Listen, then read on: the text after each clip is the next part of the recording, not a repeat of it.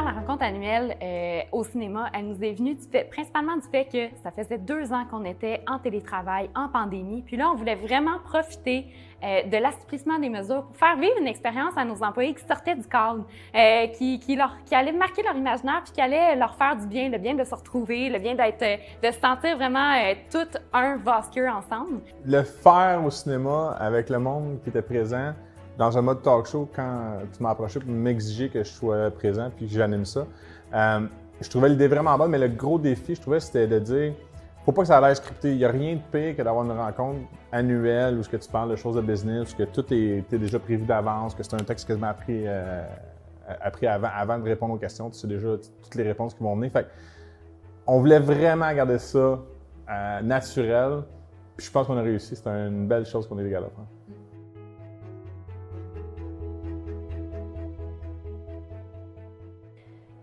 Un des enjeux auxquels on était confrontés, bien évidemment, vous allez être d'accord avec moi, c'était qu'on avait 3 semaines pour organiser une rencontre qui allait probablement réunir autour de 250 personnes.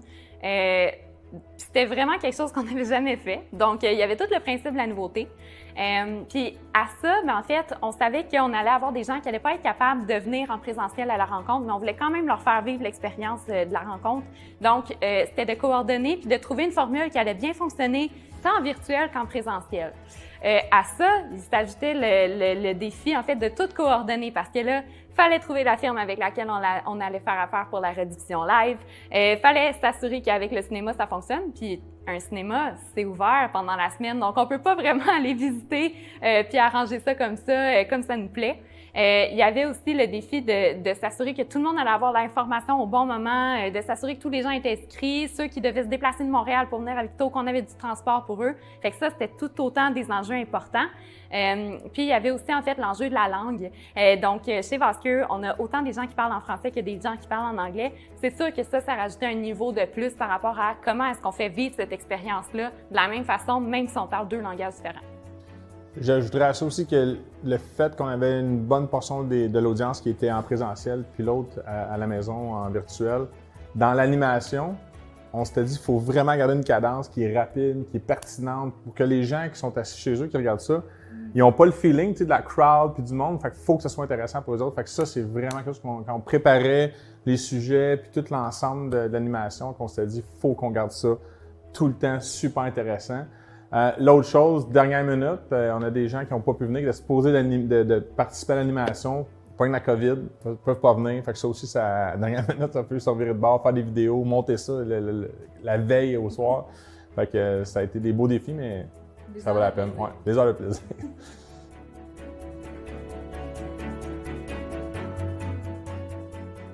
À chaque année, on fait une rencontre annuelle, puis on demande aux employés de nous donner leur feedback par rapport à cette rencontre-là, puis on s'est rendu compte que les rencontres étaient beaucoup trop formelles et trop longues. Fait qu'on on essaie de trouver un moyen de faire en sorte que c'était beaucoup plus interactif, puis les employés sentent qu'ils faisaient partie de cette rencontre-là. Fait qu'on a décidé d'impliquer les employés pour la rendre plus axée sur eux, puis qu'ils puissent nous présenter leurs accomplissements de l'année qu'ils ont vécu. Puis tu sais, ce qui était le fun, c'était les gens qui étaient vraiment d'un projet, qui nous expliquaient ce qu'eux ont vécu dans le langage qu'eux connaissent, puis qui relate beaucoup avec leurs collègues à eux autres aussi. Oui. Puis je dirais que, il y a beaucoup d'entreprises, quand ils font des rencontres annuelles, puis même nous, avant, la formule, c'était très formel. On a pris une formule qui était très cravatée, si on peut dire, très top-down, normalement, où est-ce que c'est des VP, des G qui parlent. Puis, on l'a transformé en quelque chose de plus informel, où est-ce qu'on donnait vraiment la parole à les gens terrain, où est-ce qu'il y avait la chance d'exprimer comment ça s'était passé pour eux la dernière année. Fait que ça, c'était vraiment intéressant parce que ça a marqué l'imaginaire de beaucoup de gens.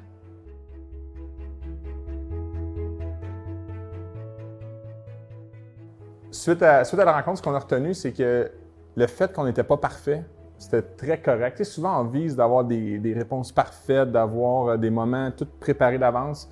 Mais le fait qu'on est parti, en guillemets, freestyle, puis qu'on ne connaissait pas nécessairement les réponses des gens à l'avance, ça a donné des moments très naturels. Puis ça, les gens l'ont apprécié.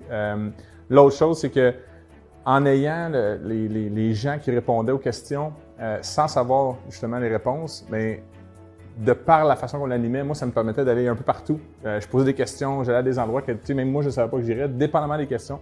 Fait que ça nous a permis de découvrir encore plus les projets puis les impacts que ces projets-là ont eu de façon très naturelle. Ce qui était vraiment intéressant, c'est de voir aussi que tous les employés travaillent dans pas mal tous les mêmes projets. Puis c'était beau de voir que tous les projets impliquaient tous les départements. Puis ça a vraiment venu consolider la grande famille Vosker qu'on a essayé de créer. Là. Fait que c'était vraiment beau de voir tout ça.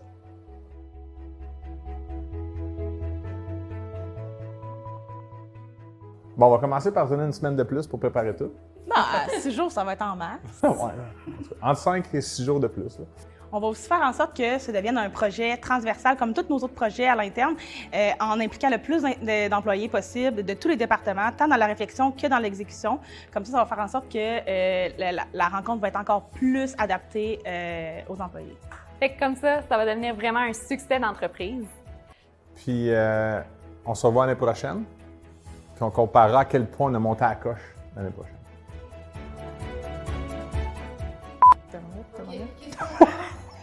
C'est quoi je dis? Qu'est-ce qu'elle vient de dire? Je sais pas. OK, ah ouais! En quoi c'était innovant, chum? OK, ouais, c'est ça la question. OK. Bien, en fait, à chaque année, on fait une rencontre annuelle, puis on se demande, on veut toujours savoir comment on fait pour s'améliorer à chaque année, puis on demande à chaque année à nos employés comment on leur demande toujours un feedback par rapport. C'est parce que pendant 30 secondes, tu as dit 4 fois. On le fait pas parce que c'était mauvais. Là. Non, mais c'était mauvais, je le sais, parce que j'ai pas tant de m'affaire. Oh, sainte! À chaque année, on fait une rencontre annuelle. Là, c'est le fun de la rencontre! C'est pas le fun de Là, on demande le feedback, puis là, OK. On va juste continuer. Jusqu'à ce que tu y arrives. Fait que ce qu'on a retenu de l'événement, c'est le fait qu'on n'avait pas préparé toutes les réponses, toutes les questions.